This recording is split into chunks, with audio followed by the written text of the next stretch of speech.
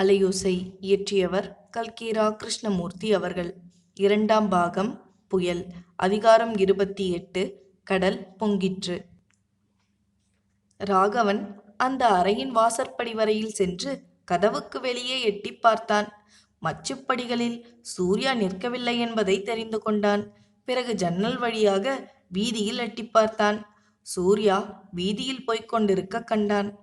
திரும்பி வந்து தாரிணியின் முன்னால் நாடக பாத்திரத்தைப் போல் நின்று கொண்டு, தாரிணி, உன்னிடம் தனிமையில் நான் என்ன சொல்ல விரும்பினேன் என்பது உனக்கு தெரியவில்லையா?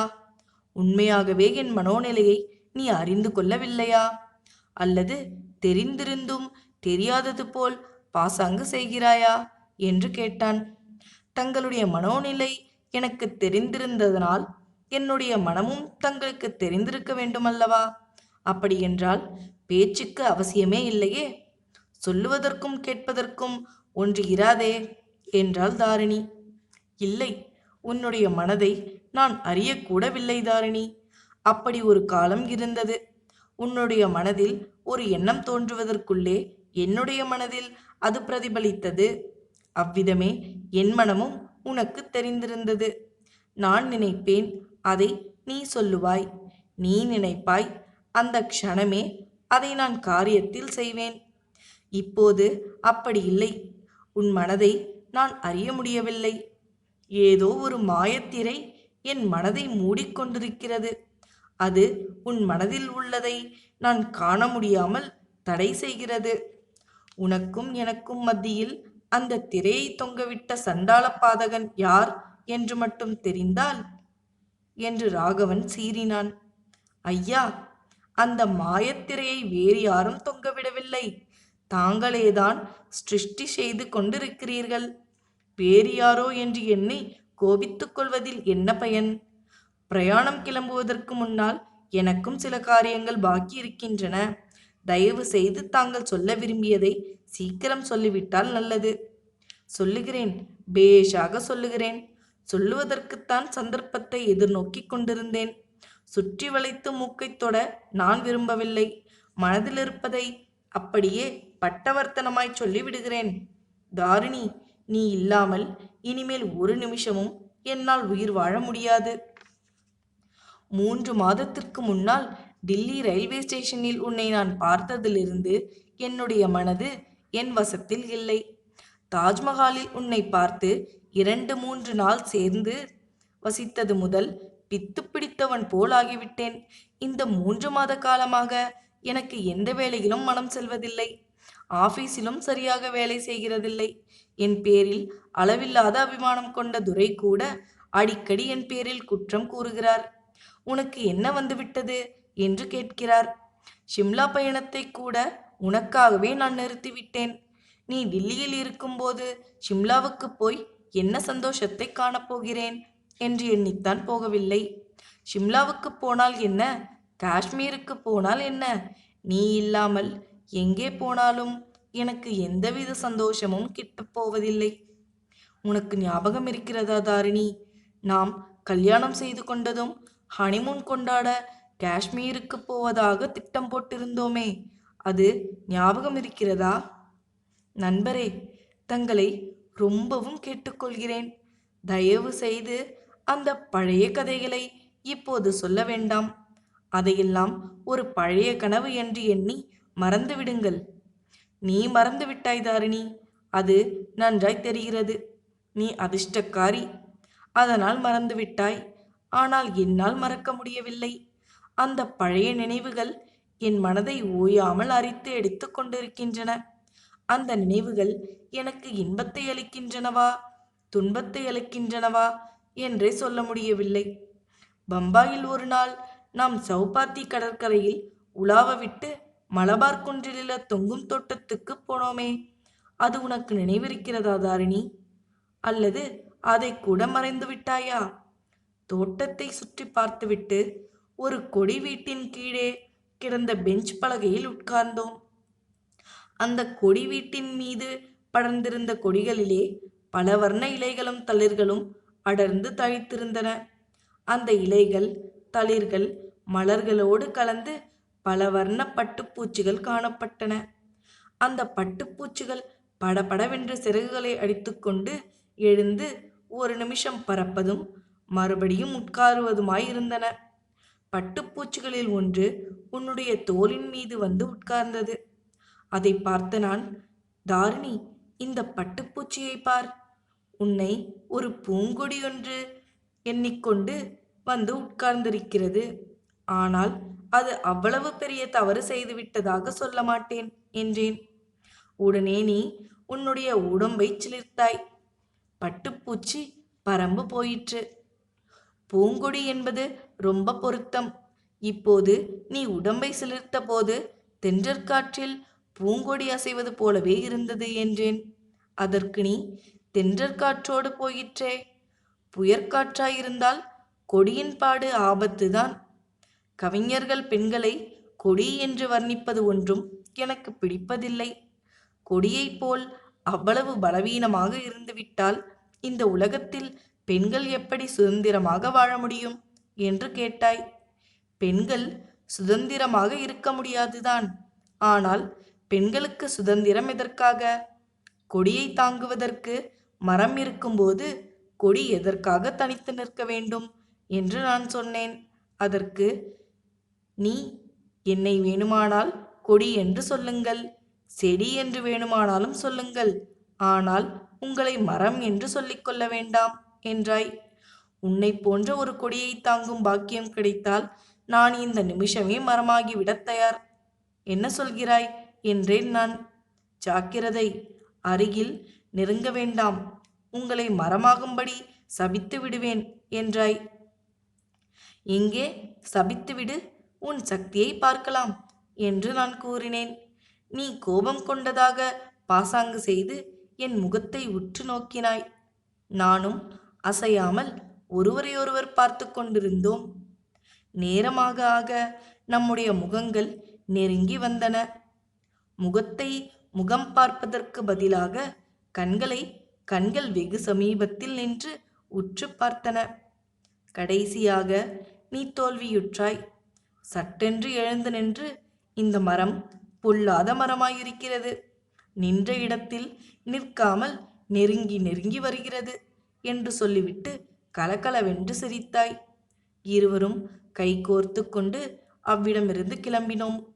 மலபார் குன்றின் தோட்டத்திலிருந்து சாலையில் இறங்கிய போது அஸ்தமித்து விட்டது.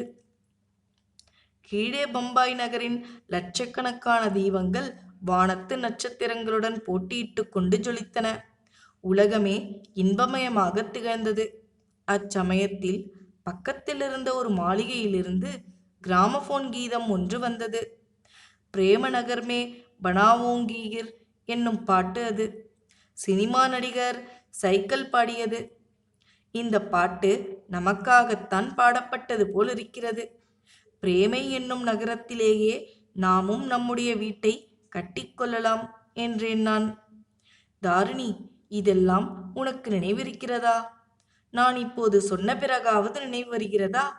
அல்லது என்னமோ பைத்தியக்காரன் உளறுகிறான் என்று அலட்சியம் செய்து வேறு எதையாவது பற்றி எண்ணிக்கொண்டிருந்தாயா? இந்த நெடிய பேச்சை குறுக்கிடாமல் கேட்டுக்கொண்டு வந்த தாரிணியின் உள்ளம் கனிந்து போயிற்றோ என்னவோ தெரியாது. பளிச்சென்று அவளால் பதில் சொல்ல முடியவில்லை.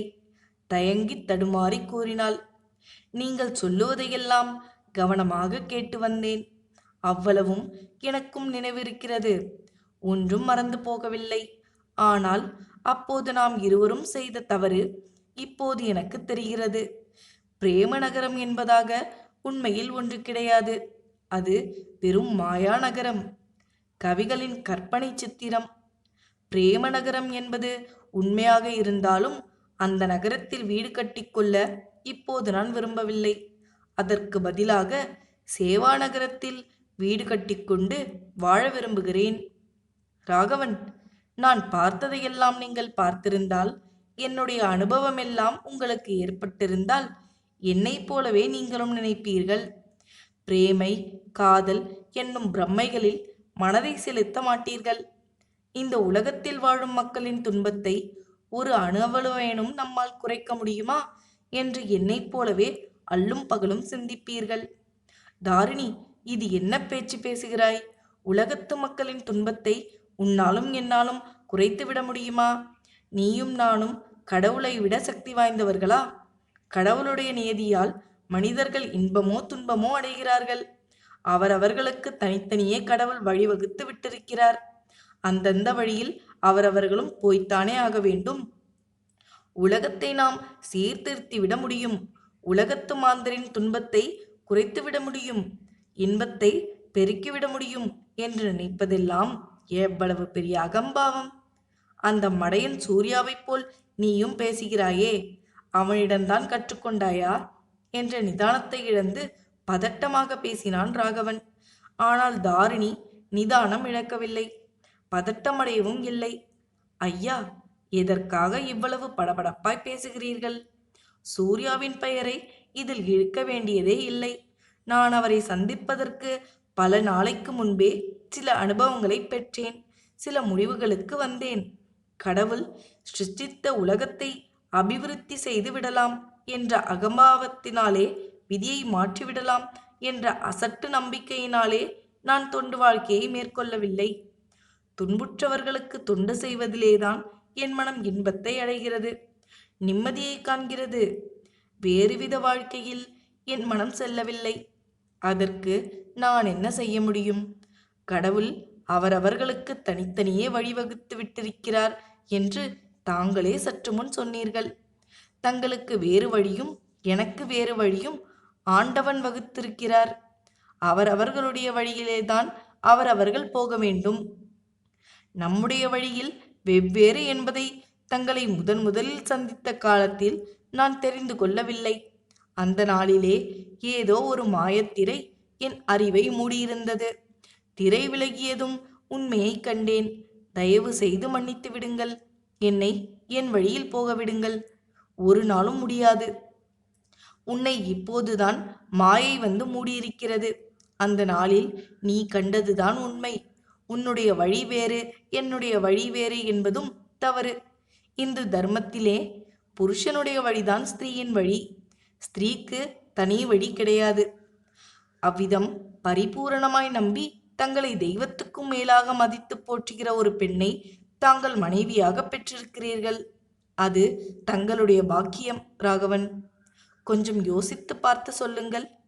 என்னிடம் காதலை பற்றி பேசும்போது தங்களுக்கு சீதாவின் நினைவே கிடையாதா?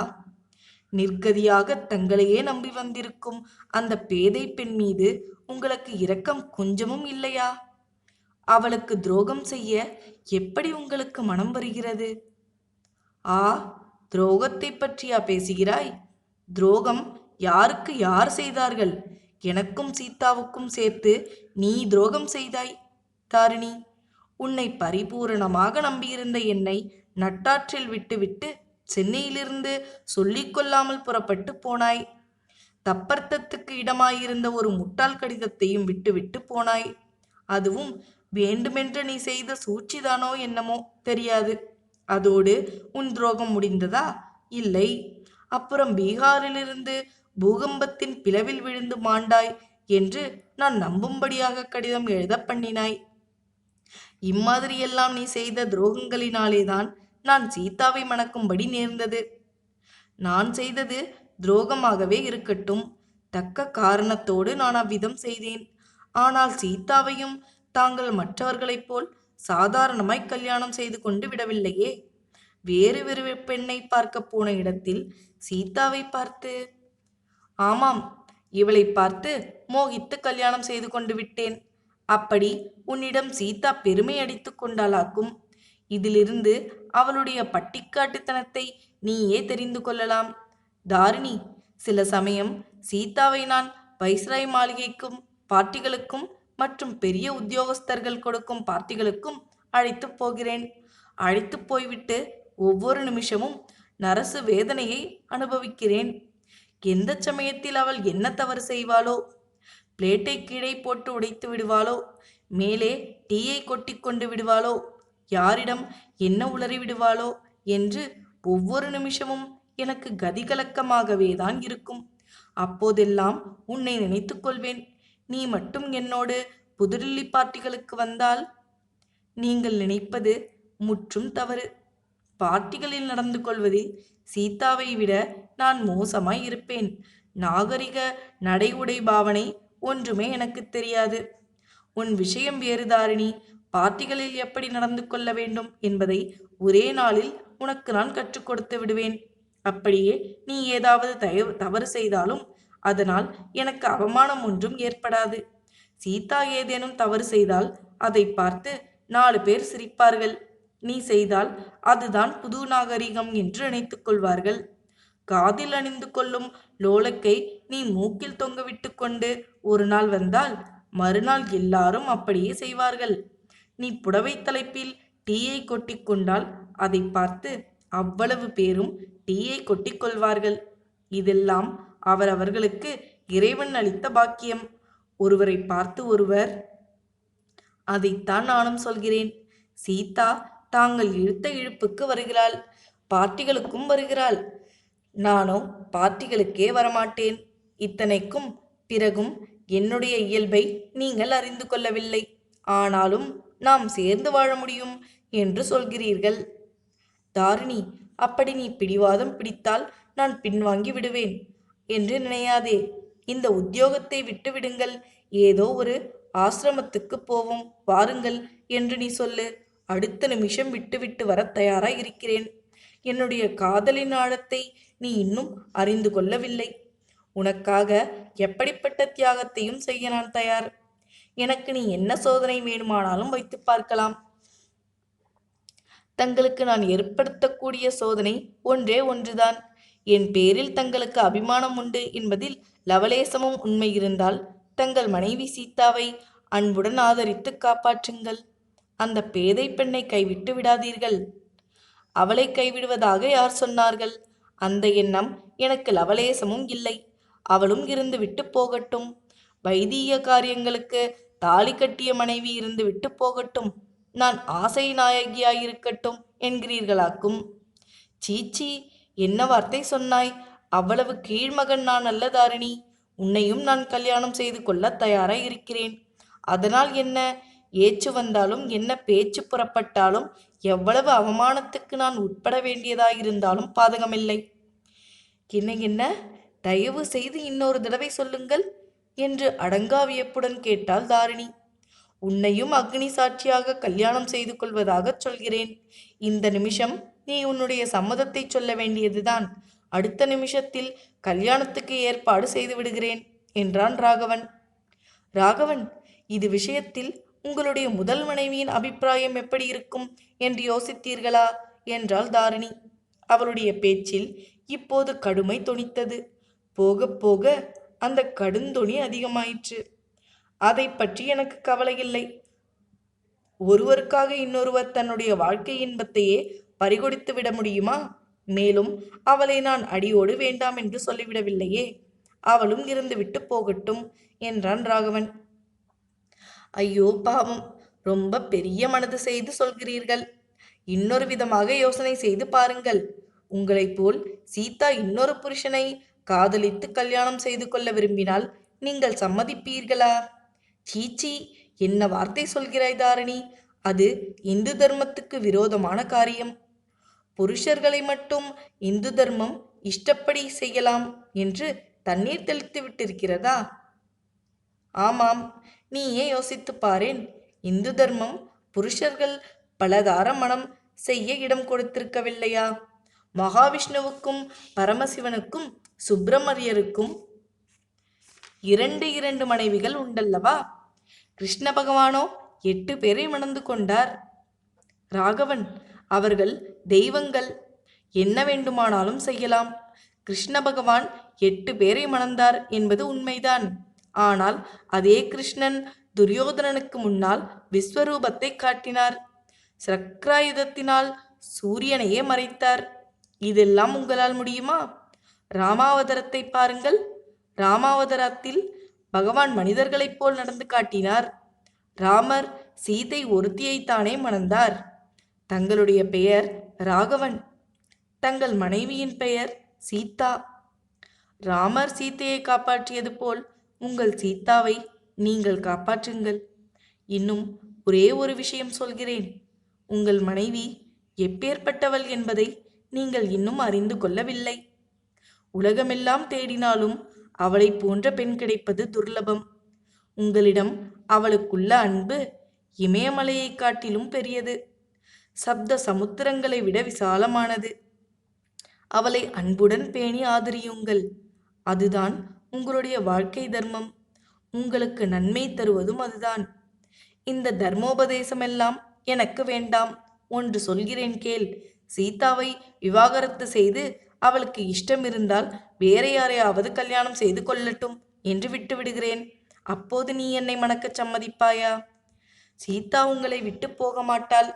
உங்கள் காலடியிலேயே விழுந்து கிடப்பாள் என்ற தைரியத்தினால் இப்படி சொல்கிறீர்கள். சீதா விஷயம் இருக்கட்டும். உங்கள் தாயாரிடம் ஒரு சமயம் நீங்கள் பயபக்தியோடு இருந்தீர்கள். அவர் தங்களுடைய காரியத்தை பற்றி என்ன நினைப்பார் என்று யோசித்தீர்களா? என் தாயார் தனக்கு பணிவுள்ள சாதுவான நாட்டுப்பெண் வேண்டும் என்று சொன்னாள். அத்தகைய நாட்டுப்பெண் அவளுக்கு கிடைத்து விட்டால் இன்னும் என்ன அவளுக்கு வேண்டும்? என் தாயாரிடம் எனக்கும் பக்தி உண்டுதான். அதற்காக அவள் என்னை எப்போதும் அடிமையாக்கி வைத்திருக்க முடியாது. என்னுடைய வாழ்க்கையை அடியோடு பாழாக்க அவளுக்கு உரிமை கிடையாது. தாரிணி, கடைசியாக நான் ஒன்று சொல்கிறேன், அதை கேள். நாளைக்கு நீ லாகூருக்கு புறப்படுவதை நிறுத்திவிடு. நம்முடைய விஷயத்தை பற்றி இன்னும் நன்றாய் யோசித்து முடிவு செய். பிரயாணம் கிளம்புவதாயிருந்தால் நாம் இருவரும் கிளம்பலாம். உன்னை நான் காஷ்மீருக்கும் டேராடூனுக்கும் டார்ஜிலிங்குக்கும் உதகமண்டலத்துக்கும் அழைத்து போகிறேன். அப்புறம் லண்டனுக்கும் பாரிஸுக்கும் வியன்னாவுக்கும் நேபிள்ஸுக்கும் அழைத்து போகிறேன். ஐரோப்பாவை சுற்றி பார்த்த பிறகு அமெரிக்காவுக்கும் போவோம். San Francisco, New York, Washington, Los Angeles முதலிய இடங்களுக்கெல்லாம் போகலாம். என்ன சொல்கிறாய் தாரிணி?